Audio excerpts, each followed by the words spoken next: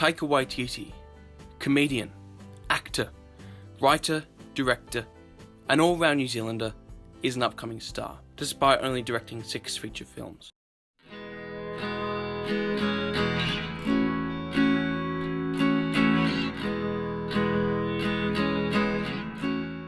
Waititi is a master at comedy and creating comedic moments between characters. Like a sheep trapped in a maze designed by wolves.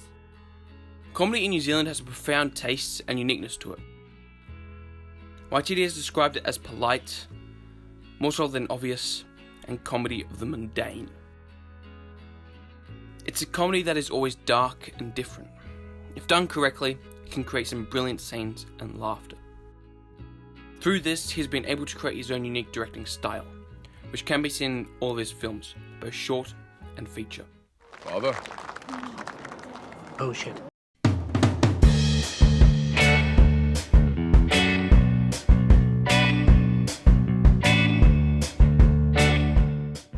The major themes that Waititi has experimented with include parental absence and family dysfunction, which can be traced back to his childhood experiences with the separation of his parents.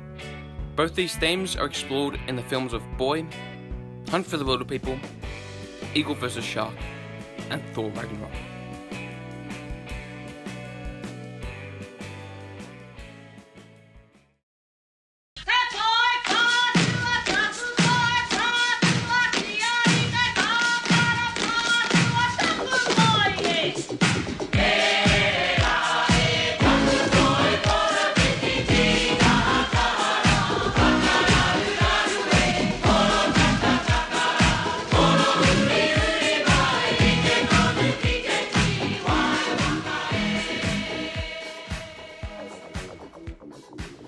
Kia ora, my name is Boy, and welcome to my interesting world.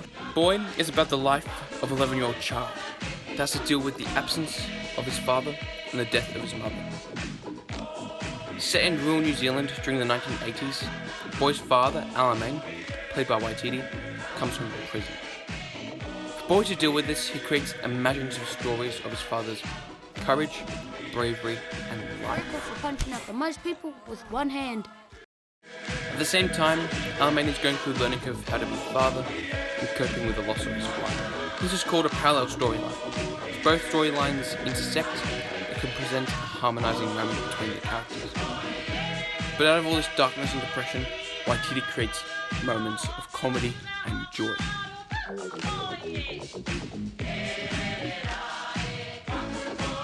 Waititi was inspired by his own childhood to craft the story of Boy.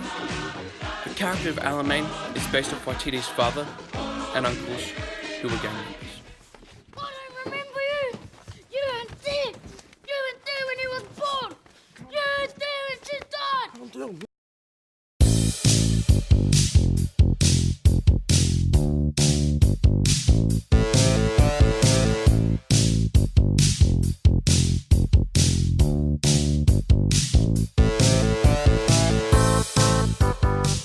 Thor Ragnarok further expands on these themes, with Thor, played by Chris Hemsworth, experiencing the destruction of Asgard, the death of his father, and the battle with his evil sister Hela. Unlike Waititi's other films, Thor is a franchise, and has a large amount of character development behind it. When Waititi picked up the project, he had to turn the unchanged franchise around. To do so, Waititi used character development and storylines. He completely transformed Thor from a dark and depressed character to a light and comedic one. Taika Waititi! Marvel Studios has just announced that Waititi is set to direct another Thor film, called Thor: Love and Thunder, following the success of Ragnarok.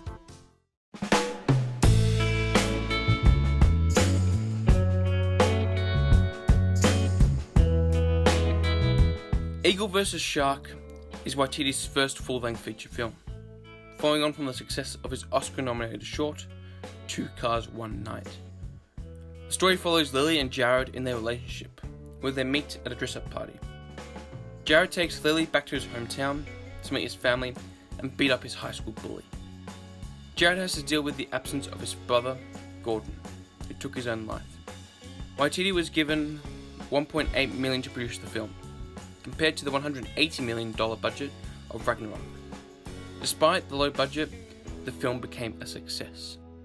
Eagle vs. Shark, along with Boy, experiments with stop-motion animation through the use of drawings and photographic stills. This one trademark of his is what makes his films unique and personal. As Waititi has had experience in art and drawing, Waititi has used his own drawings in his films.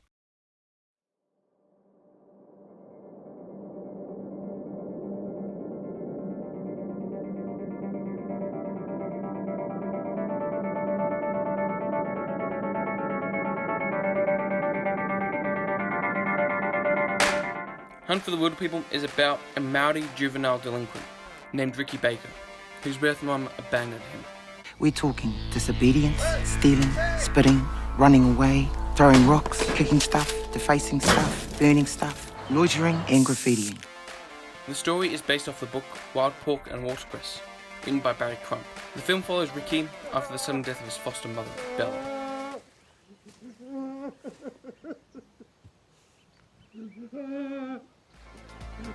Where both Ricky and his foster father, Hector, run away from the child welfare authorities' manhunt. Again, this film follows on with the theme of parental absence. Location and setting play a massive part in this film and storyline, as it's shot in the Waikiki Ranges and the Central Patea. Almost the whole film was shot on a single camera.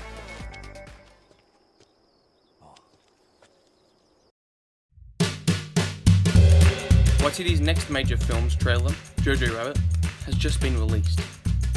But this time, Waititi is stretching his legs into the world of satire.